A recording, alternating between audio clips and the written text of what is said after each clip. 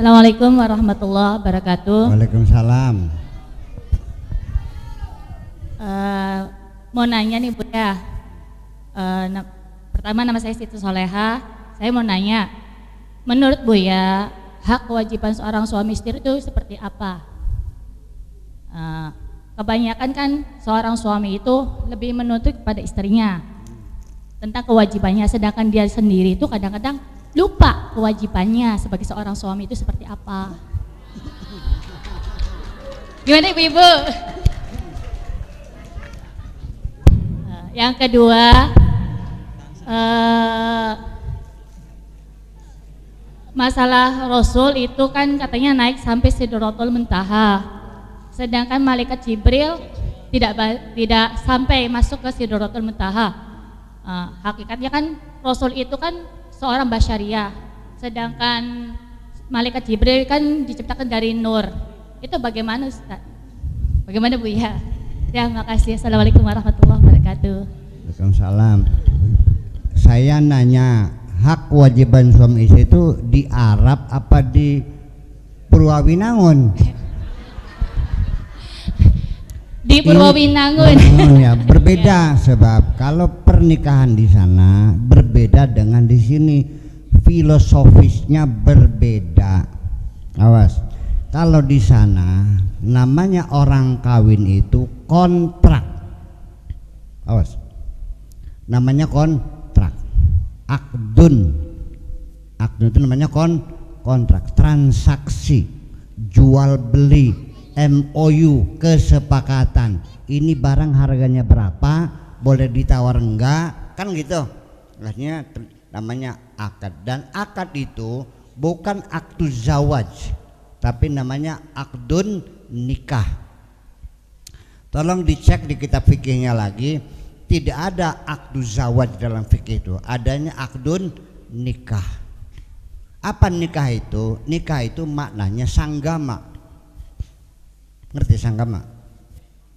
An-nikah al-wat'u.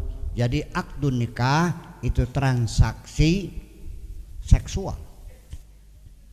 Makanya di sana kalau orang kawin tuh pertama adalah seorang calon menantu menghadap pada calon mertua, menyatakan lamarannya, nanti siap-siap menghadapi banyak pertanyaan. Namamu siapa? Sekolahmu sampai apa?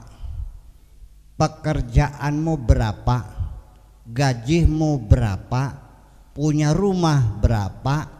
Punya mobil berapa? Punya sawah berapa? Nanti mas kawinnya berapa kilo masnya? Nanti gaji istrimu sebulannya berapa? Nafkah itu artinya gaji bulanan. Sebab nanti resikonya kalau 3 bulan berturut-turut tidak beri nafkah maka jatuh talak 1. Betul enggak? Nah, kalau di sini kamu ngelamar terus nanya pira mas kawinnya, wani 1 miliar. Nanti gaji bulanannya berapa tiap bulannya? 15 juta, siap. Di sidang lamar ini. Betul enggak? Karena itu akad transaksi. Makanya jelas nanti kewajiban istri melayani suami. Jelas dong, yang beli harganya mahal. Tapi di sini apa mas kawinnya? Seperangkat alat sholat sama uang 5.000. Setelah itu juga nggak pernah ngasih duit kan? Dagang geblok dewek karabini je, dagang martabak. Lalu hak apa dan kewajiban apa? Omong kosong semuanya itu. Jadi yang ada di kita ini bukan akdun nikah, tapi brayan urip. Lanange nggawa uleg, wadone nggawa brayan urip, tataruka bersama, sama-sama melaratnya, betul enggak? Suaminya ngotel beca, bab istrinya dagang serabi, betul enggak? Nah, berusaha uang hasil bersama, bisa beli rumah, bisa beli motor, tiba-tiba suaminya kawin lagi, pengkhianatan namanya itu. Iya dong, uang hasil bersama dipakai buat gimana lagi? Pakai otak enggak? Duit bareng-bareng aja. Nah itu persoalannya. Jadi kasusnya lain. Kita ini filosofisnya rumah tangga itu berayan urip. Kalau berayan urip ya sudah, hak dan kewajibannya adalah sama. Istri harus bisa membahagiakan suami, suami harus bisa membahagiakan istri.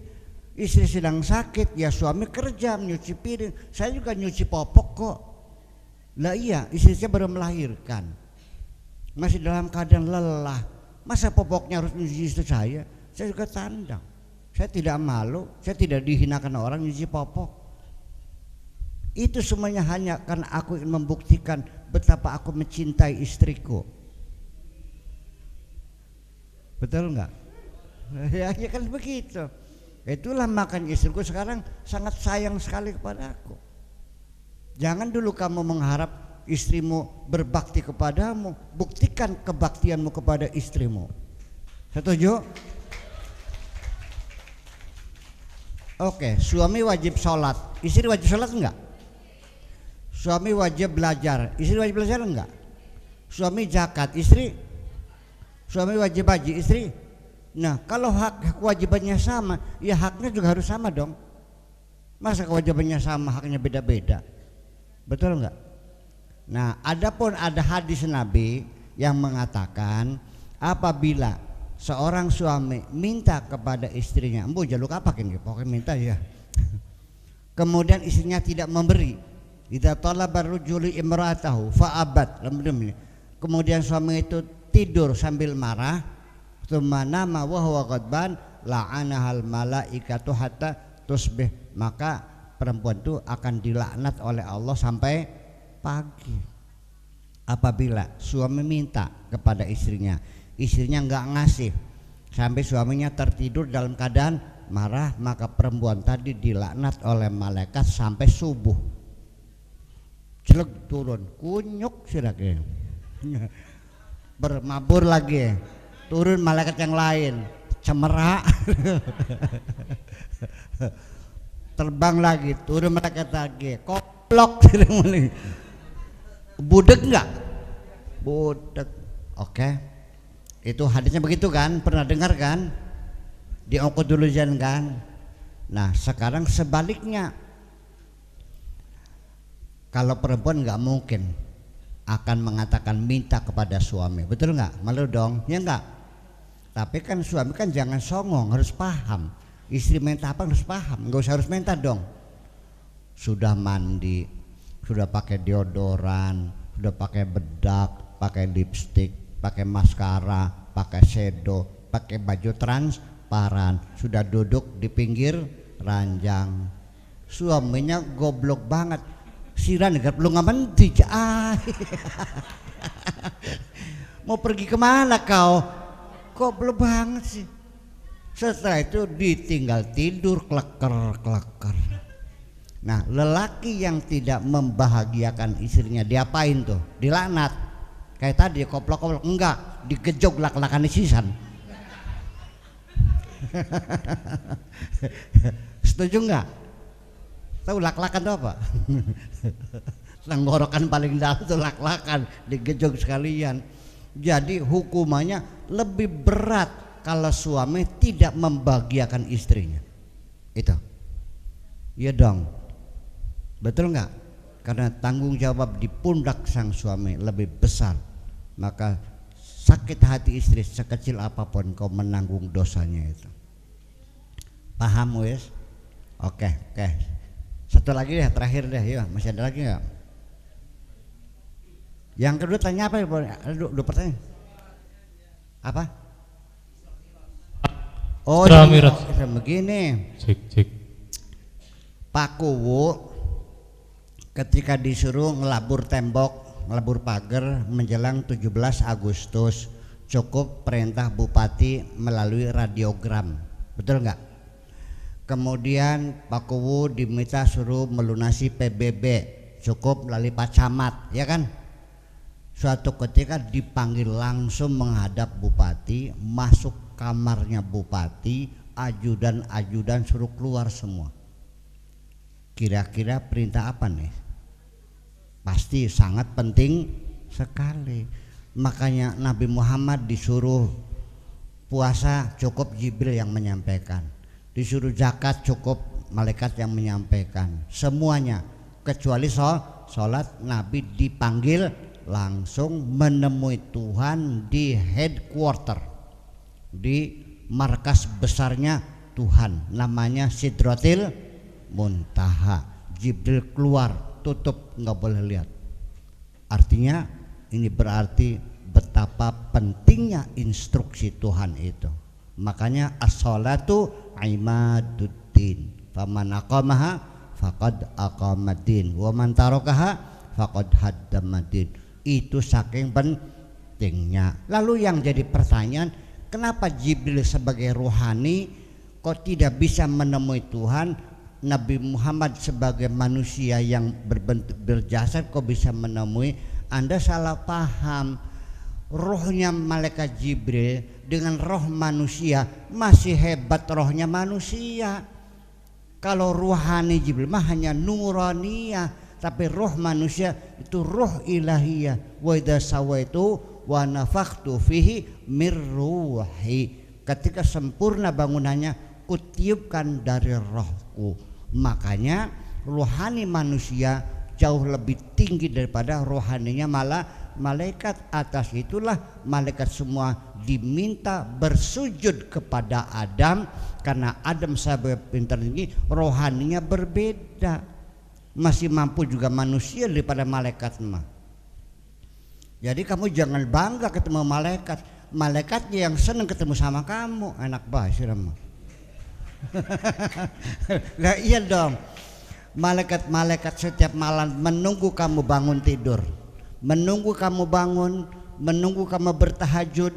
Ketika sholat kamu khusyuk, malaikat semua di belakang bermakmum kepada kamu.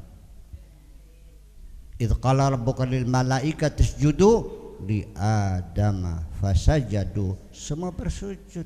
Jadi artinya yang Nabi Muhammad mampu, malaikat nggak bakal mampu. Nah itu artinya bahwa kamu ini jenderal linglung. Jenderal ketemu kopral bangga, aku ketemu kopral sih gimana? Kamu di jenderal, karena dudukan kamu itu sebagai khalifah di dunia ini, dan mereka itu membantu kita. Paham nggak? Iya, ada yang pada ikut nggak kalau malam Sabtu di lautan tuh istighosah? Nggak pernah, belum ada begitu ya? Kapan-kapan nyicip mana istighosah, bokat pesugi. Kalau malam Sabtu jam 12 malam sampai anak putri boleh, tapi nggak boleh sendirian ya, bawa orang tua. Setiap malam Sabtu di Tegalagung, Karangampel sana. Itu kalau yang senang mancing boleh, nanti mancing sama saya sana di lautnya. Istighosah mulai jam 12 malam. Nah kita maghrib sudah ada di pantai di sana, Karangampel, Tegalagung sana, benda pasar Karangampel lama tuh, masuk situ. Ya sampai situ. Nah itu setiap malam saya mancing di situ. Itu ada aja orang ngomong nih, Buya tuh sebetulnya mancing itu pura-pura saja. Sebenarnya lagi ngobrol sama Nabi Khidir. Kata saya, maksudnya apa? Iyalah pura-pura saya mancing beneran, bukan enggak, pasti gitu. Terus maksudnya apa? Apa saya bangga ketemu Nabi Khidir? Pertanyaan saya begini, yang bangga apa saya ketemu Nabi Khidir, apa Nabi Khidir yang bangga ketemu dengan saya? Saya bertanya. Iya dong. Bagi saya nggak ada urusan ketemu Nabi Khidir, ketemu malaikat, enggak. Tidak ada hebatnya aku bertemu dengan siapapun, wahai anak-anakku sekalian. Dengan jenderal, dengan malaikat Jibril sekalipun, saya tidak bangga bertemu dengan siapapun. Yang paling kubanggakan adalah nanti ketika aku bisa bertemu dengan Sang Pencipta ini. Paham enggak? Itu yang paling tanggung. Iya. Yang hebat ketemu karena Gusti Allah, paham? Bikin ke? Semua makhluk nggak bisa kok, itu nggak punya surga nggak apa, gimana lagi, betul nggak? Ya itu.